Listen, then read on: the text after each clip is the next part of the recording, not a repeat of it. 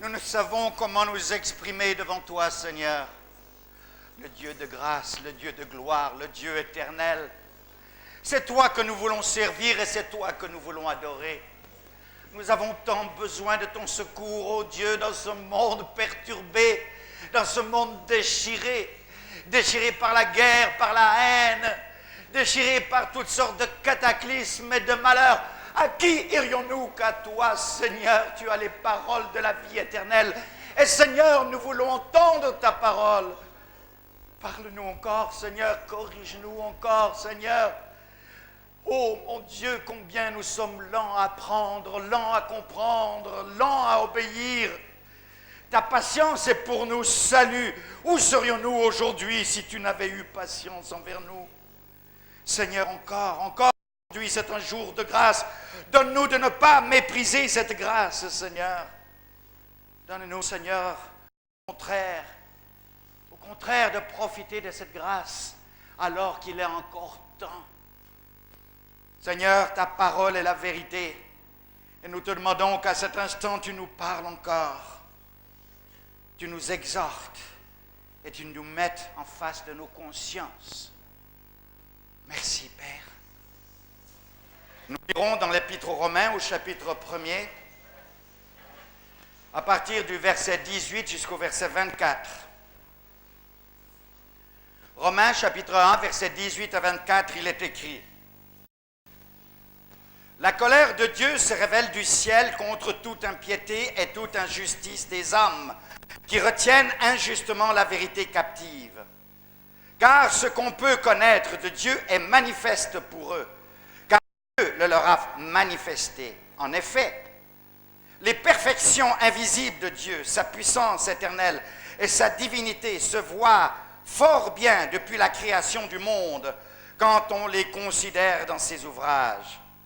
Ils sont donc inexcusables, puisque, ayant connu Dieu, ils ne l'ont pas glorifié comme Dieu.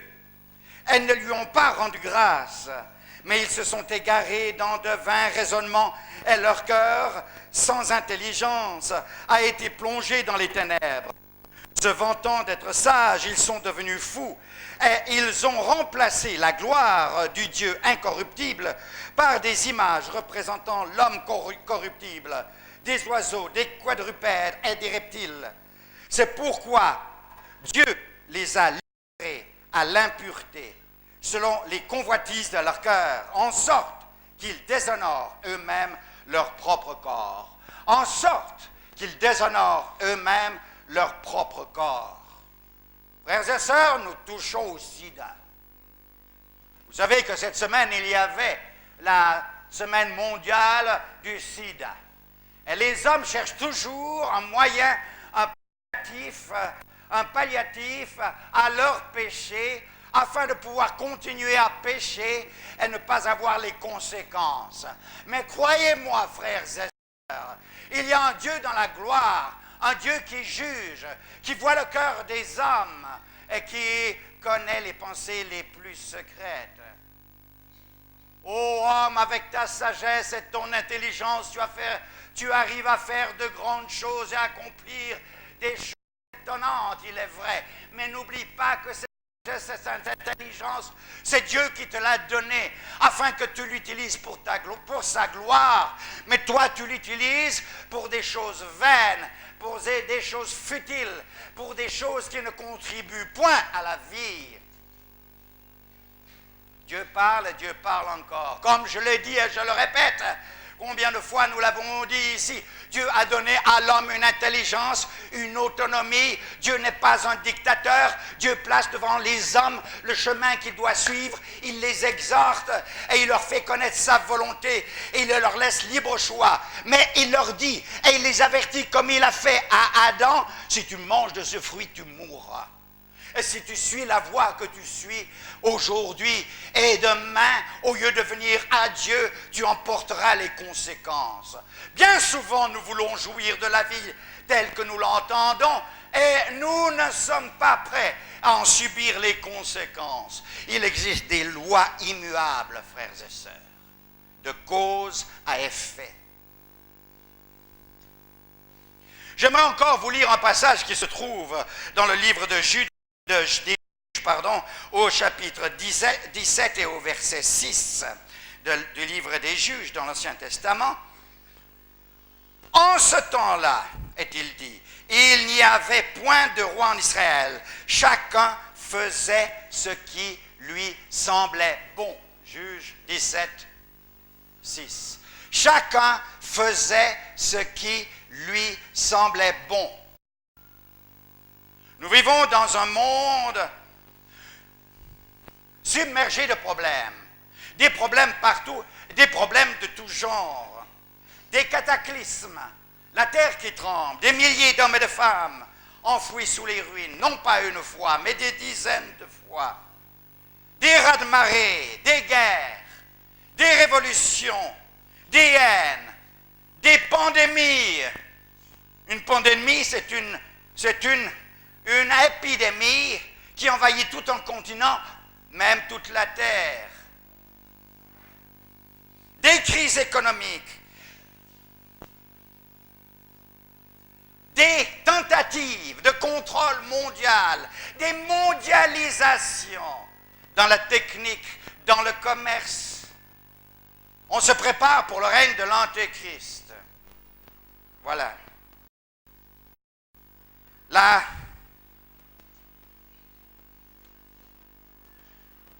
licence, la permissivité, tout est permis aujourd'hui. Chacun peut faire ce que bon lui semble. La restriction de la liberté, nous la voyons qui envahit de partout. Le contrôle de l'individu par l'individu. C'est la direction que nous prenons et que notre monde est en train de suivre. Le péché augmente de partout. Les hommes inconscients se disent « je suis libre de faire ce que je veux ». Nous voyons l'homosexualité qui grandit partout. Et on arrive même à légaliser l'union de couples du même sexe. Aberration. Pourquoi tout cela? Pourquoi tant de péchés? Pourquoi tant de désordre? C'est à cause de l'anarchie spirituelle. L'anarchie spirituelle, à cause de l'abandon de la morale, à cause de l'idolâtrie, à cause de l'occultisme à tous ses niveaux, dans toutes les sociétés, quelles qu'elles soient. Personne aujourd'hui ne peut se vanter que dans sa société, les choses sont meilleures, les choses sont plus morales, les choses sont ce qui convient à la société. Non, nous devons faire face à la réalité. Notre société est corrompue. Nous avons des exemples dans la parole de Dieu. Des exemples. Le peuple d'Israël était un peuple qui avait beaucoup reçu de Dieu. Il est privilégié par rapport aux autres peuples. La révélation leur a été donnée par la bouche des prophètes, inspirés par le Seigneur. Ils ont vu des miracles en grand nombre. Ils ont vu la manifestation de la puissance de Dieu. Ils ont reçu la loi qui est la volonté de Dieu pour leur nation et pour leur vie personnelle et pour la gestion de leurs affaires. Ils connaissent cette volonté, mais ils sont tombés dans une anarchie spirituelle qui se résume par cette phrase répétée plusieurs fois dans la Bible en ce qui concerne le peuple d'Israël. Chacun faisait ce qui lui semblait bon. Dans cette phrase, nous avons le résumé de la situation morale de notre monde, le résumé de la situation morale de notre pays du Congo et de sa philosophie. Chacun fait ce qui lui semble bon à ses propres yeux, ayant rejeté tout standard, tout modèle, tout principe de base, toute vérité, tout code moral de ce qui peut se faire et qui ne doit pas se faire. Dans les Proverbes, au chapitre 16 et au 25, nous avons ce passage où il est dit « Telle voie paraît droite à un homme, mais son issue, c'est la voie de la mort. » Tu as une perspective pour ta vie. Tu as une philosophie pour ton cheminement ici-bas sur la terre. Et tu te traces la voie que tu penses être bonne à tes yeux. Mais attention, tu n'es qu'un homme, un petit ver de terre sur cette terre.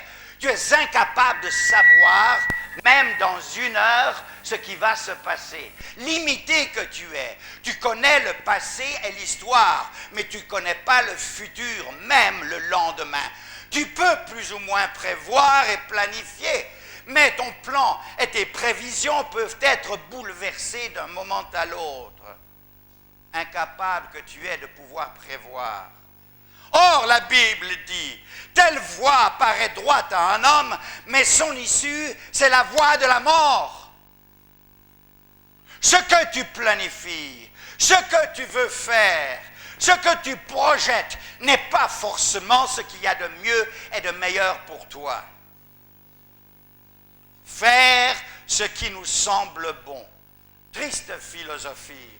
Nous payons aujourd'hui. Faire ce qui me semble bon. À cause de cela, l'Afrique est en train de mourir du sida. Lorsque nous comparons les chiffres et les données statistiques officielles, l'Afrique est en train de mourir du sida. Pourquoi? Chacun fait ce qui lui semble bon. Ça me semble bon de coucher avec cette fille. Ça me semble bon de coucher avec ce garçon. Non pas un, mais deux, mais trois, mais quatre, et combien encore? On n'a même pas tenu de comptabilité, parce que si on voulait la tenir, ça serait horrible. Et qu'est-ce qui arrive? C'est un chemin qui me semble bon. Oh, on veut nous empêcher d'aimer. On veut nous empêcher d'exercer, d'avoir l'amour, ou que sais-je. Vous l'appellerez comme vous voulez. Mais ça, ce n'est pas de l'amour. C'est de la corruption et c'est de la saleté. Et nous en portons les conséquences. Il est temps de crier aujourd'hui plus que jamais dans notre société. Frères et sœurs, ne fermez pas la bouche. Notre monde, notre Afrique, notre pays meurt du sida. L'élite du pays.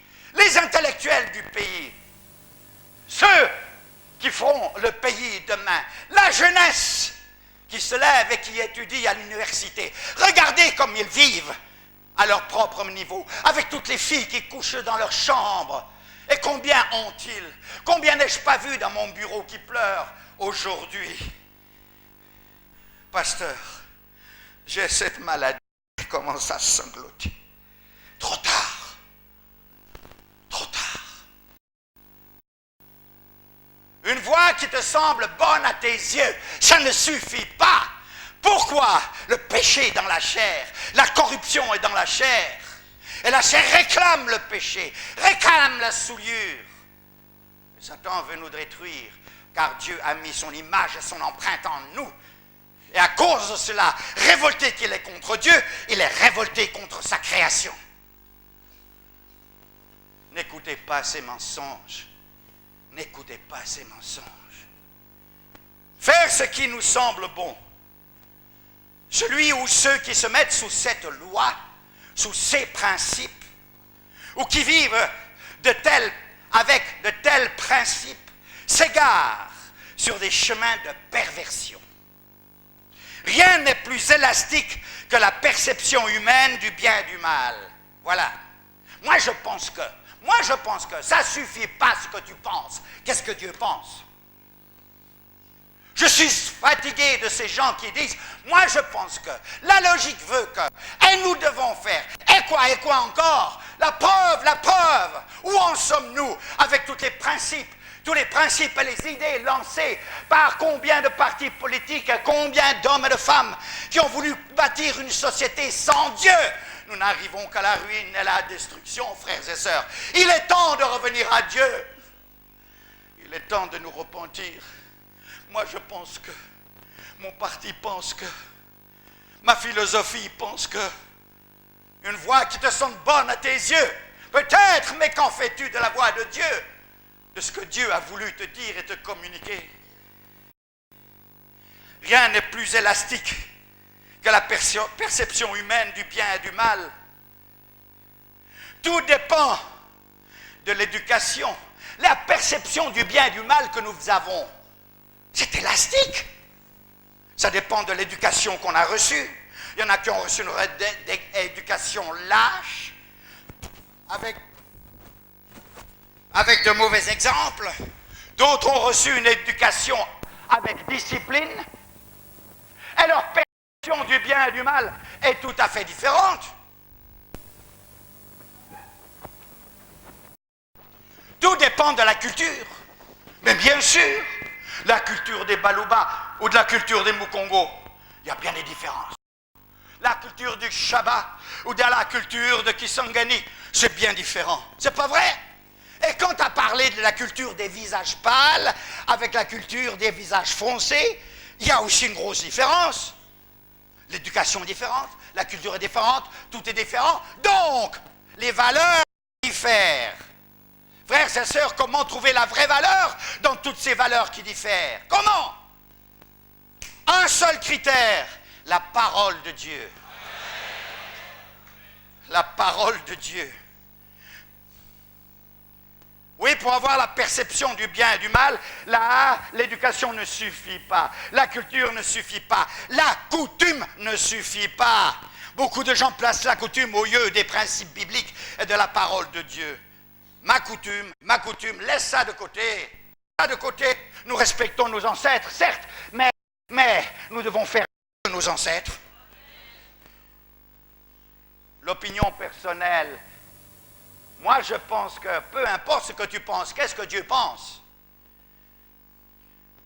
Si la chose est bonne à mes yeux, c'est bon. Mais oui, mais ça peut différer. S'il y a du plaisir, c'est bon. Ça, c'est la philosophie de ce monde. Vivre, demain nous mourrons. Mangeons et buvons, demain nous mourrons. Voilà la philosophie des derniers temps et des temps dans lesquels nous vivons. La loi morale, le sens du bien et du mal, le sens du vrai, on ne l'a plus. Ça varie selon l'individu, selon la culture, qui du reste a 1000 explications logiques à son action. L'intellectuel va faire des raisonnements intellectuels, c'est pas vrai? Et il va expliquer par des parolins compliqués ce qu'il pense du bien et du mal. Le non-éduqué, il a aussi ses explications à lui. Mais le monde ne va pas mieux, malgré les diplômes et tous les doctorats. Le monde ne va pas mieux, malgré toutes les inventions et toutes les découvertes. Le monde va plus mal. Alors, il y a quelque chose qui ne va pas quelque part. Frères et sœurs, nous devons revenir à la Bible. Proverbe 12, 5. La voie de l'insensé est droite à ses yeux. Ah! La voie de l'insensé est droite à ses yeux. Quand tu dis, je pense que, il faut que, nous devons que, parce que je pense, la logique, etc., eh bien Dieu dit, tu es un insensé. Voilà ce qu'il dit. Ta voie te semble droite, mais je t'offre une meilleure voie. Amen. Merci Jésus. Ne dites pas que la foi, ne dites pas que l'évangile, que la parole de Dieu, c'est un complément pour faire plaisir aux malheureux, aux pauvres et aux ignorants. Gloire à Dieu si les pauvres, les malheureux et les ignorants s'attachent à la parole de Dieu. Mais toi, intellectuel, ne vois-tu pas que tu t'égares? Tout intellectuel que tu sois, tu es malade du sida. Tu es infidèle à ta femme et à tes enfants. Tu es infidèle à la société. Tout intellectuel que tu es, au contraire, tu voles plus que le pauvre et le malheureux. Et tu détournes le bien public. Et le pays est dans le malheur à cause de cela. Alors, ta voix est une voix d'insensé. On ne fait pas ce qui semble être mal selon ses propres yeux. Chacun fait ce qui semble être bon à ses propres yeux. Vous êtes d'accord? Tout ce que nous faisons nous semble bon. à nos propres yeux. On ne fait pas ce qui nous semble mal à nos propres yeux. Ce qui nous semble mal, nous n'allons pas le faire. Mais combien de fois nous faisons le mal en disant que c'est bon? C'est ainsi que l'on tombe dans des aberrations religieuses, que l'on tombe dans l'idolâtrie et dans des religions fabriquées selon les conceptions et les ambitions humaines, des religions qui vous permettent de faire ce que vous pensez. Est-ce que le critère de notre vie morale et spirituelle, autant que physique, dépend de notre propre critère personnel à nous? Quel est le critère de ma vie? Ma philosophie, ma pensée, la pensée d'un certain homme qui est mort depuis longtemps? Quel est le critère de ma vie? Nous devons avoir une base dans ce que nous croyons. Nous devons savoir pourquoi nous faisons certaines choses. Nous devons connaître et avoir un fondement. Mais aujourd'hui, on manque de fondement dans notre société. Nous sommes sur le sable. Frères et sœurs, si nous dépendons de notre critère personnel, nous allons nous égarer. Si oui, si notre base est notre critère personnel, ce que nous pensons personnellement, c'est alors l'anarchie morale. J'aime cette fille, je l'ai vue l'autre jour, elle est d'accord, on va vivre ensemble pendant quelque temps, sans avoir de plan quelconque quant à l'avenir. Et puis le jour où on a assez, on en a assez. Voilà. Résultat, sida. Résultat, maladies vénériennes qui détruisent notre société. De toute espèce de maladies qu'on n'a pas besoin d'attraper. Ce n'est pas une fatalité. Vous m'entendez? C'est l'anarchie morale. Si c'est le paludisme, c'est autre chose. Les moustiques sont là et ils nous piquent. On ne l'a pas choisi, mais cette maladie, on l'a choisie. Alors, c'est l'anarchie morale et spirituelle qui aboutira au chaos, dont la fin sera la maladie, la dépression mentale, la dépression nerveuse, le déséquilibre, la tristesse, le désespoir et la mort. Voilà ce que fait Satan. Pourquoi je suis malade? Pourquoi tant de souffrance? Pourquoi? Pourquoi? Oui, je t'aime. Je ne veux pas t'abandonner. Dans ta maladie et tes larmes, je vais être auprès de toi et te secourir, te parler de l'éternité, de ton âme. Si Dieu veut te guérir, il le fera. Mais Jésus et Dieu n'a jamais guéri tous les malades. Il n'a jamais guéri tous les malades. Alors, je ne peux pas te dire que forcément il va te guérir. S'il a un but précis, s'il a une raison précise, tu guériras. Mais peut-être qu'il va dire, il est sauvé, il a cru en moi, je vais le recevoir. Terminé. Pour cette vie. Ésaïe 53, 6 nous dit, nous étions tous errants comme des brebis, chacun suivant sa propre voie. Et l'Éternel a fait tomber sur lui l'iniquité de nous tous, comme des brebis sans berger. Voilà ce que nous étions. Chacun suivant sa propre voie. Voilà pourquoi notre société est détruite. Voilà pourquoi nous sommes malades du sida. Voilà pourquoi nous avons des problèmes et des guerres et des haines qui n'en finissent plus. Voilà pourquoi. Parce que nous suivons notre propre voie. Mais Dieu, de sa miséricorde, a envoyé Jésus-Christ. Il a fait tomber l'iniquité de nous tous sur lui. Et il dit, venez à moi, vous tous qui êtes fatigués et chargés, je vous donnerai le repos. Alléluia. Il y a possibilité encore. Il y a chemin encore. Il y a appel de la grâce encore. Non, ce n'est pas notre critère. Ce n'est pas notre code moral. Ce n'est pas notre propre voie qui doit prévaloir et servir de base à notre conduite, mais le code moral, l'éthique, le critère de Dieu. Voilà pourquoi je prêche l'Évangile.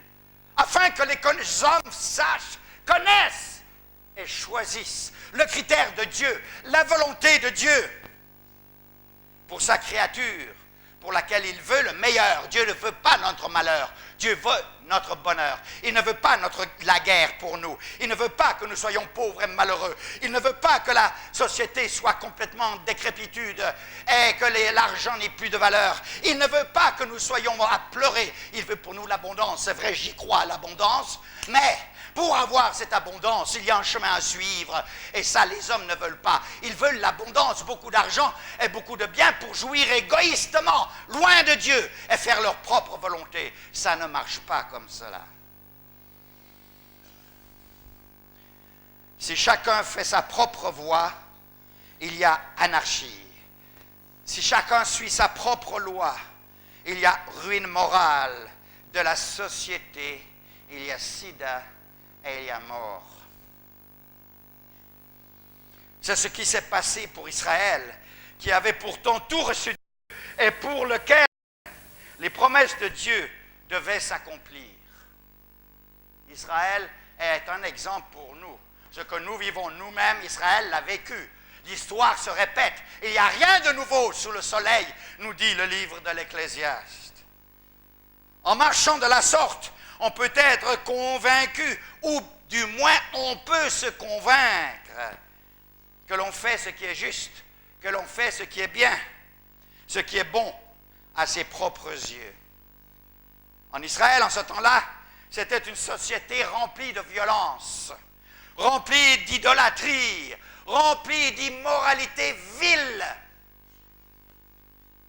et honteuse. Et ils pensaient qu'ils étaient justes. Nous servons l'Éternel, l'Éternel, l'Éternel, la maison de l'Éternel. Dieu a dit, elle leur a dit, j'en ai assez de vos prières, j'en ai assez de vos invocations, j'en ai assez de vos sacrifices. Vous vous moquez de moi. La réalité est toute différente. Le sens des valeurs morales n'existe plus. Leur code de morale, leur doctrine, leurs pratiques religieuses ont perdu tout sens de la réalité, ont perdu tout sens de la vérité, du noble, du juste, du pur, de l'équitable, de la droiture, de l'honorable, de ce qui est propre, de l'honnêteté. Ils ont perdu tout ça. Et nous de même, nous avons perdu tout le sens de ces choses. Dieu n'a plus aucun plaisir en un peuple idolâtre. Est-ce que Dieu peut avoir du plaisir avec nous? Avec nous, en tant que nation? Quel plaisir peut-il avoir lorsqu'on le rejette et qu'on se moque de lui? Quel plaisir peut-il avoir lorsque nos prières sont des prières hypocrites? Quel plaisir peut-il avoir lorsque nos motivations au fond du cœur sont des motivations d'égoïsme, d'orgueil, de vantardise et de fourberie? Il voit le cœur alors que l'homme ne voit pas le cœur. On peut tromper un homme, on peut tromper un pasteur, on ne peut pas tromper le Dieu puissant. Nous voulons, nous, que Dieu prenne plaisir avec nous et avec notre nation. Rendons à Dieu, frères et sœurs. Sachons bien que Dieu nous connaît. Ésaïe chapitre 1, verset 3. Le bœuf connaît son possesseur, et l'âne la crèche de son maître. Mais Israël ne connaît pas. Mon peuple n'a point d'intelligence. Ils se sont retirés en arrière. Voilà ce que dit le prophète. Ils se sont retirés en arrière. Le bœuf, il connaît son possesseur. L'âne la crèche de son maître. Mais Israël est tombé plus bas que la bête. Ils ont abandonné l'Éternel. Ils ont méprisé le Saint d'Israël. Ils se sont retirés en arrière. Rien n'est en bon état. Verset 7. Votre pays est désolé. Vos villes sont consumées par le feu. Des étrangers dévorent votre sol devant vous. C'est une désolation, comme un bouleversement causé par des étrangers. ce que Dieu disait à Israël, nous pouvons nous l'appliquer. Verset 10, écoutez la parole de l'Éternel, chef de Sodome. Prêtez l'oreille à la loi de notre Dieu, peuple de Gomorrhe. Il compare son peuple à Sodome et à Gomorrhe. Parce que ce qu'ils font, c'est ce que Sodome et Gomorrhe ont fait. Qu'ai-je à faire de la multitude de vos sacrifices, dit l'Éternel? Je suis rassasié des holocaustes et des béliers, et des messes, et des veaux. Je ne prends pas de plaisir au sang des taureaux, des agneaux et des boucs. Quand vous venez vous présenter devant moi, qui vous demande de fouler mes parvis? Cessez d'apporter de vaines offrandes. De l'encens, votre encens me fait horreur. Quant aux nouvelles lunes, au sabbat et aux assemblées, je ne puis voir le crime avec les solennités. Je hais vos nouvelles lunes et vos fêtes. Elles me sont à charge. Je suis là de les supporter. Quand vous étendez vos mains pour prier, bien sûr, je détourne de vous mes yeux. Quand bien même vous multipliez les prières, je n'écoute pas. Vos mains sont pleines de sang. Sachons bien que nous vivons dans une société qui n'a plus de standards, qui n'a plus d'exemples, qui n'a plus de principes, qui n'a plus de modèles, qui n'a plus de loi morale, qui n'a plus de conscience. Chacun fait ce qui lui semble bon. La base de l'homme actuel, de l'homme moderne est celle-ci. Si c'est bon, fais-le. On ne connaît plus son créateur. Puisqu'il y a même des hommes qui disent que nous descendons du singe. Alors si nous descendons du singe, pourquoi ne pas se comporter comme des singes? Non, je ne crois pas à ces mensonges-là. Nous sommes sur cette terre par une intervention directe du Dieu créateur qui a voulu l'homme tel qu'il est. Il n'a pas fait l'homme avec une queue.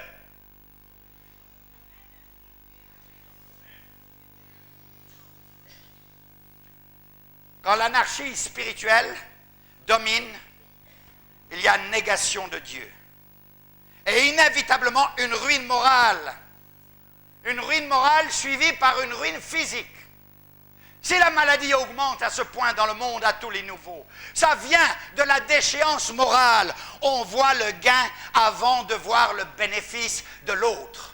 On voit le gain personnel avant de voir le bienfait de l'autre. On vit pour soi-même. Après, on s'étonne qu'il y ait des famines. Après, on s'étonne qu'il y ait des épidémies. Après, on s'étonne et on veut exploiter ça encore pour faire de l'argent. L'argent, l'argent, l'argent. L'anarchie, l'apostasie religieuse amène à la confusion morale qui entraîne toutes sortes de conséquences, dont le sida. Le message doit être clair et net. Ésaïe 48, versets 17 et 19. Ainsi parle l'Éternel ton Rédempteur, le Saint d'Israël. Voilà ce qu'il dit. Moi, l'Éternel ton Dieu, je t'instruis à ton profit. Je te conduis dans la voie où tu marches. Oh, si tu étais attentif à mes commandements, ta paix, non pas ta guerre, mais ta paix serait comme un fleuve, et ta justice comme les flots de la mer. Si tu voulais écouter mes commandements, si tu voulais marcher dans mes voies,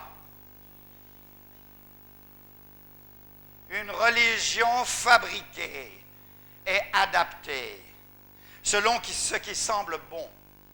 Nous avons un exemple dans Juges, chapitre 17.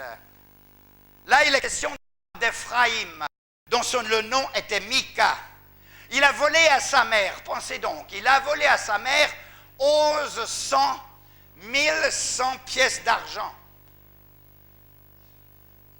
Une somme énorme, car plus loin nous voyons qu'un lévite qui voulait travailler pour cet homme était satisfait avec 10 pièces d'argent par an. Donc il a volé une véritable fortune. Sa mère, ne sachant pas que c'était son fils qui l'avait volé, furieuse, elle lance des imprécations, des malédictions, furieuse qu'elle est sur ce bonhomme qu'elle ignore, qui a volé son bien. Alors, cet homme qui a volé son bien, qui est le fils de cette femme, a pris peur lorsqu'il a entendu les malédictions de sa mère, car en plus il est superstitieux. Alors il dit à sa mère, c'est moi qui ai pris ton argent. Alors la mère, elle change immédiatement. Au lieu de gronder son fils, au lieu de le discipliner, au lieu de lui faire comprendre la laideur de son acte, elle dit, béni soit mon fils au nom de l'Éternel. Il est un voleur, mais un voleur honnête. Est-ce que ça existe, un voleur honnête? Alors elle change. Elle donne une bénédiction à son fils.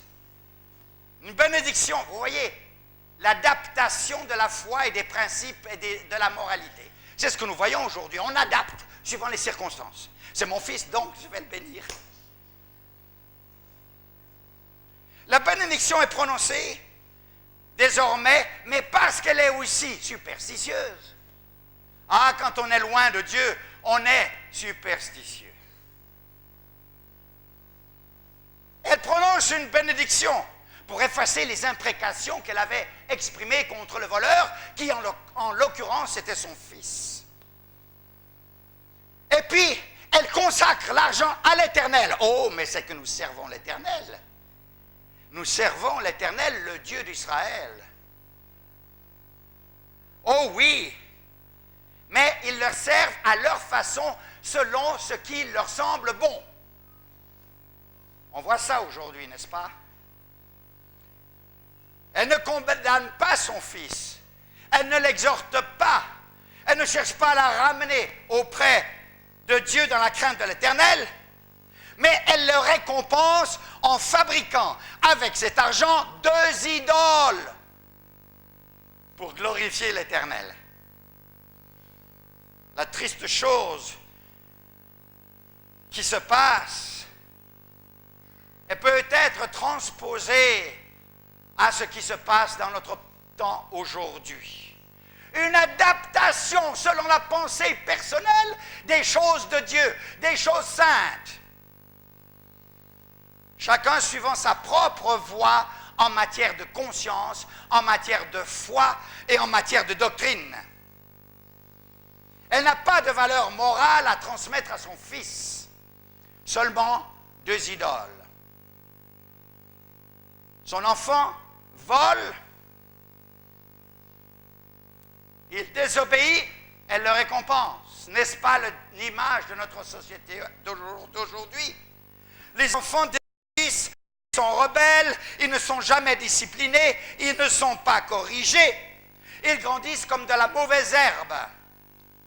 Et après on s'étonne de ce qu'ils volent, même dans la maison de papa et de maman. Le grand problème est le manque de discipline à la maison. Mais comment exercer une discipline avec les enfants quand papa ne rentre qu'à des heures impossibles et que les enfants savent très bien qu'il est allé avec sa concubine ou ses concubines quelque part? Comment exercer la discipline lorsque les enfants savent très bien que maman, elle va voir son copain de temps à autre? Du reste, le papa n'est pas fidèle. Pourquoi la maman serait fidèle? Alors, comment exercer la discipline lorsque les enfants savent que papa est dans la magouille et que les biens qu'il a, ce sont des biens qui ont été usurpés? Comment exercer la discipline quand papa est tout le temps en train de faire des faux documents pour voler la parcelle de l'autre, pour justifier un bien qui n'est pas à lui? Comment exercer la discipline? Les enfants voient tout cela. Et il est impossible qu'ils apprennent les principes de la moralité dans leur foyer. Chacun sait comment il se comporte. Du reste, à la maison, on crie, on s'insulte, on se bat, on fait des scandales. Alors, l'enfant est là au milieu. Et c'est même pire. On fait des fétiches les uns contre les autres.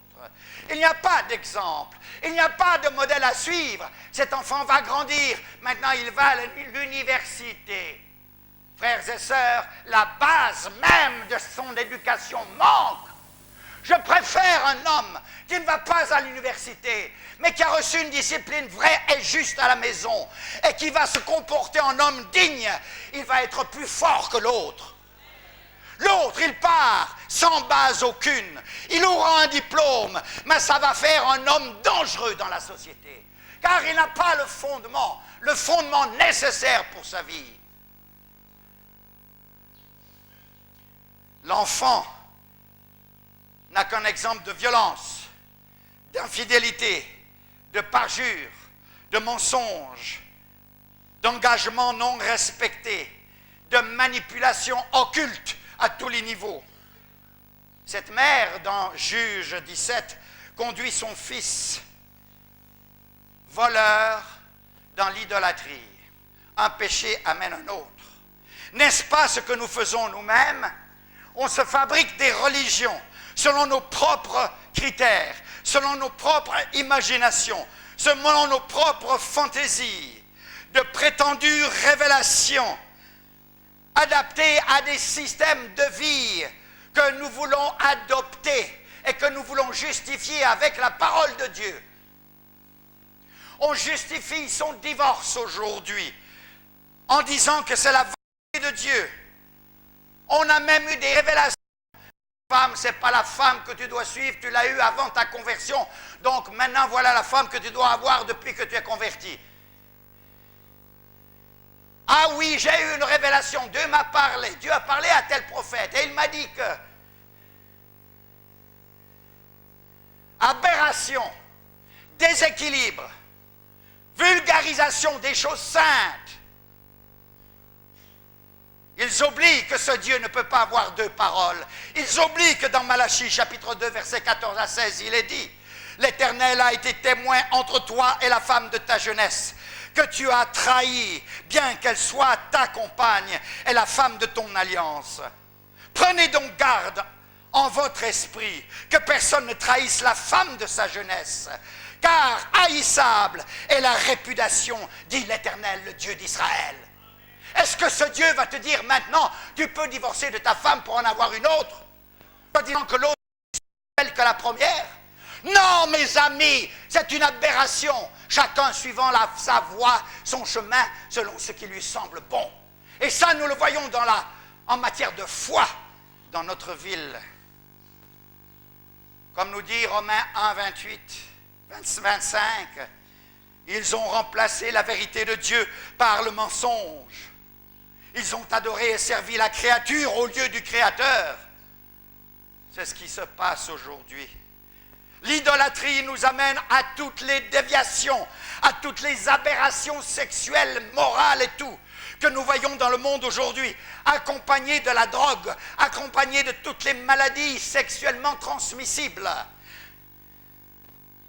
Il y a tant d'idoles dans le monde d'aujourd'hui. On est chrétien, mais on fait de l'argent son idole. On est chrétien, mais on est orgueilleux, c'est son idole. On est chrétien, mais on veut avoir la domination sur les autres. On est chrétien, mais son idole, c'est son propre corps.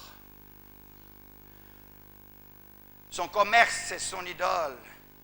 Tout ce que nous plaçons en priorité avant le Dieu vivant est une idole. Mika met dans sa maison une idole d'argent d'ornée par sa mère. Et il met une autre idole. Une statue, est-il dit, est recouverte, sculptée, donc est recouverte d'argent. Plus encore des petits dieux transportables qu'on met dans la poche, qu'on appelle des téraphins. Tout cela pourquoi? Pour servir l'Éternel. On oublie que ce Dieu-là a dit « Tu ne te feras point d'image taillée, ni aucune représentation quelconque des choses qui sont en haut dans le ciel ou en bas sur la terre, et tu ne te prosterneras point devant elles. » Et maintenant, on a des idoles et on dit « C'est pour mieux servir l'Éternel. » Aberration! Anarchie spirituelle. C'est l'anarchie spirituelle, c'est du désordre, c'est de la fantaisie. Faire ce qui semble bon à ses propres yeux. Toute déviation spirituelle amène à la déviation morale. Souvenez-vous de cela. Déviation spirituelle égale déviation morale. C'est ce que nous voyons en Europe, c'est ce que nous voyons aux États-Unis, c'est ce que nous voyons en Afrique. On dévie spirituellement. Et ceux qui prêchent comme je prêche, on dit que ce sont des arriérés et des fous. Laissez-moi être ce que vous voulez à vos yeux. Moi, je sais que je prêche un évangile de vie. Celui qui écoute cet évangile et qui le met en pratique vivra par lui.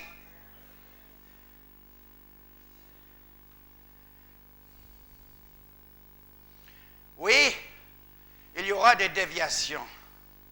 De plus en plus. C'est pourquoi Dieu les a livrés à leur impureté, selon les convoitises de leur cœur, en sorte qu'ils déshonorent eux-mêmes leur propre corps. Romains 1, 24. Ne vous y trompez pas, nous dit Galates 6, 7 à 8.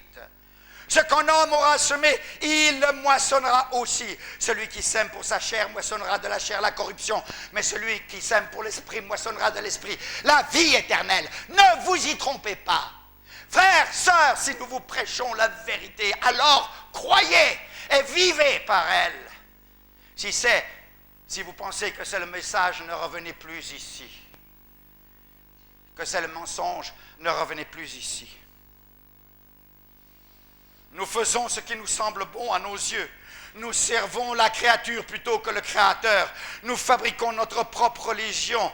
Nous fabriquons nos propres doctrines avec des motivations cachées au fond du cœur qui ne sont pas ce que Dieu a commandé, ce que Dieu a voulu.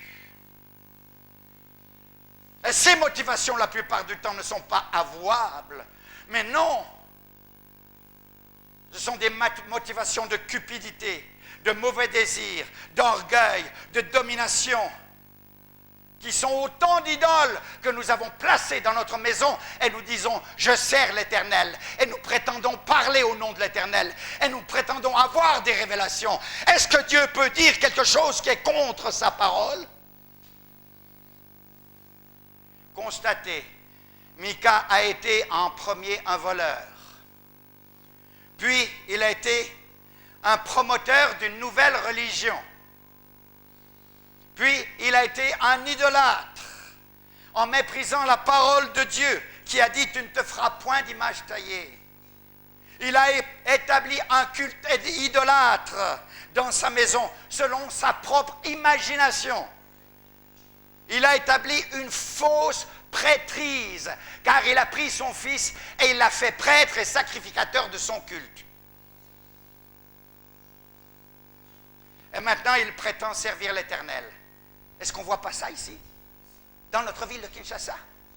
Des nouvelles doctrines, des nouvelles agencements de toutes sortes, de nouvelles choses qui se crient sur les toits, de nouveaux enseignements de manipulation de la conscience avec la Bible sous le bras. Mika fait tout ce que Dieu a défendu. Et il s'imagine de le faire au nom de l'Éternel, le Dieu d'Israël. Nous faisons la même chose, et même pire de nos jours, tout en paraissant spirituels. Nous avons le langage, nous avons les expressions. Nous sommes des purs pentecôtistes avec la bouche, mais avec les œuvres, nous sommes des enfants du diable. Mika a fait tout cela. Et il prétend servir l'Éternel. Avec des prétendues révélations et des enseignements pervers contraires aux Écritures saintes. Dieu s'est révélé dans sa parole et il veut que sa parole soit respectée. Dieu ne peut pas être représenté par une idole quelconque. Pourquoi? Parce qu'il ne peut être représenté. La plus belle image ne sera qu'une caricature devant la magnificence de mon Dieu. La révélation qu'il nous donne, ce n'est pas une image, c'est une parole, un livre saint. Vous le trouvez là, dans ce livre. Et c'est ça qu'il a voulu. Et quand vous lisez ce livre, dans votre esprit, vous avez une représentation de Dieu. Elle est tellement plus juste elle est tellement plus juste que cette image dessinée par un artiste. Et encore, elle est loin d'être ce que nous verrons en ce jour. Psaume 32, 8. Je t'instruirai et te montrerai la voie que tu dois suivre. Seigneur, j'ai besoin que tu m'instruises. J'ai besoin que tu me montres la voie que je dois suivre. Je veux la voie de l'éternité. Je veux la voie de la sainteté. Je veux la voie de la justice. Je veux le fondement dans ma vie. Instruis-moi, ô Dieu. Instruis-moi. Les quelques paroles que j'ai prononcées ce matin sont déjà des instructions, Seigneur. Donne-nous d'écouter cette instruction. Donne-nous de l'appliquer à nos cœurs. Donne-nous de ne pas la rejeter. Humilions-nous sous la puissante main de Dieu. Père, c'est devant toi que nous nous tenons. Père, nous avons besoin de ta grâce. Père, nous avons besoin de revenir à toi et d'avoir une nouvelle dimension de ce qui est saint, de ce qui est juste, de ce qui est vrai, de ce qui contribue à la vie, de ce qui contribue à la réconciliation, de ce qui contribue à la paix. Quelle voie suivez-vous? Si vous suivez la voie qui vous semble bon à vos propres yeux, quittez cette voie. Qui veut suivre Christ? Qui veut quitter la voie qui semble bon à vos propres yeux, qu'il se lève? Celui qui veut suivre Christ ce matin, qui veut marcher sur ses voies, qu'il se lève. Y en a-t-il d'autres encore? Le Seigneur vous appelle, frères et sœurs. Vous suivez une voie qui vous semble bon à vos propres yeux. Vous suivez une voie qui semble bon à vos propres imaginations. Une religion faite par les hommes. Une fabrication, une manipulation de la parole de Dieu. Revenez à la voie du Dieu vivant. Revenez. Vous connaissez vous-même la façon dont vous marchez avec lui. Si vous voulez vous réconcilier ce matin avec lui et lui dire, Seigneur, je veux suivre tes voies, levez-vous maintenant. Seigneur Jésus, tu vois ces hommes et ces femmes qui se lèvent dans cet auditoire. Oh mon Dieu, tu vois ces jeunes gens, ces jeunes filles. Tu sais pourquoi ils se lèvent, Seigneur. Je ne les connais pas. Je ne connais pas leur nom, mais toi tu les connais. Chacun d'entre eux. Et tu vois la voie qu'ils suivent. Seigneur Jésus, c'est une voie qui n'est pas juste, une voie qui n'est pas bonne, une voie qui est selon les principes humains, au lieu d'être selon les principes de Dieu, les principes bibliques. Ramène-les auprès de toi et qu'à partir de maintenant, ils suivent tes voies. Touche-les, Seigneur. Prends-les dans tes bras, Seigneur. Conduis-les vers les voies de l'éternité, Seigneur. Fais d'eux des hommes nouveaux, des femmes nouvelles, et qu'ils marchent dans les voies de l'éternité. Merci, Jésus. Merci. Reprenez vos places. Assalamu alaikum. C'est ce qu'on dit au Sénégal. Et cela veut dire que la paix soit avec vous. Oui, c'est comme ça au Sénégal. On parle beaucoup de paix. On parle beaucoup de paix, mais c'est une paix extérieure. Il n'y a pas la paix intérieure. Priez pour le Sénégal. Priez pour qu'il y ait beaucoup d'âmes qui viennent au Seigneur. Pour le moment, on est dans une petite ville de 3 000 à 5 000 habitants. On est des chrétiens. Il n'y a que des musulmans, une population de musulmanes. On commence tout juste notre œuvre là. C'est l'œuvre de Dieu. Et je sais qu'il va apporter beaucoup d'âmes. Je me réjouis d'être avec vous. Je suis très contente d'être avec vous. C'est la toute première fois pour moi d'être ici. Et pour mes enfants de venir ici au Congo. Ça fait 22 ans que j'ai quitté le Congo. Et ma dernière visite date de 16 ans, au mois de janvier 2000. Trop longtemps. Et je me réjouis d'être ici avec vous. Merci.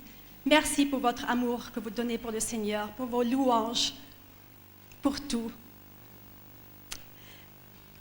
Et je suis tellement contente d'être ici avec mes parents, que mes enfants puissent voir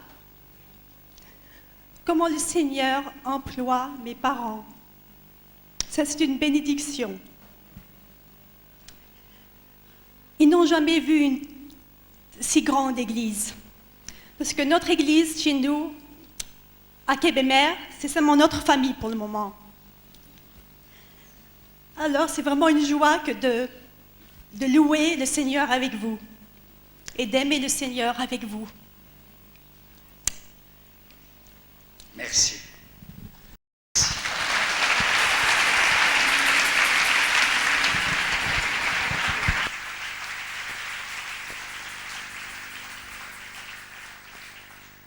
Notre fille Iris parlera ce mardi 7 décembre aux mamans.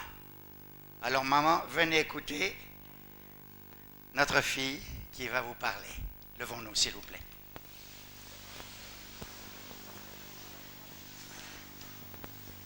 Seigneur Dieu Tout-Puissant, nous te bénissons pour ta fidélité et ta grâce. Tu nous gardes, Seigneur. Tu nous gardes dans ta main, Seigneur mon Dieu. Et tu veux faire de nous des témoins au milieu de ce monde. Aide-nous, Seigneur, à vivre notre foi et à marcher avec toi dans la vérité, dans la lumière, dans la sainteté, et non pas dans la confusion, et non pas dans l'anarchie spirituelle. Que notre vie ne soit pas une vie anarchique, Seigneur, mais que nous marchions selon tes voies et non pas selon nos voies. Tu nous as parlé, Seigneur. Merci. Accompagne-nous dans nos maisons maintenant. Dans ta main, nous sommes en sécurité. Allons en paix. Amen.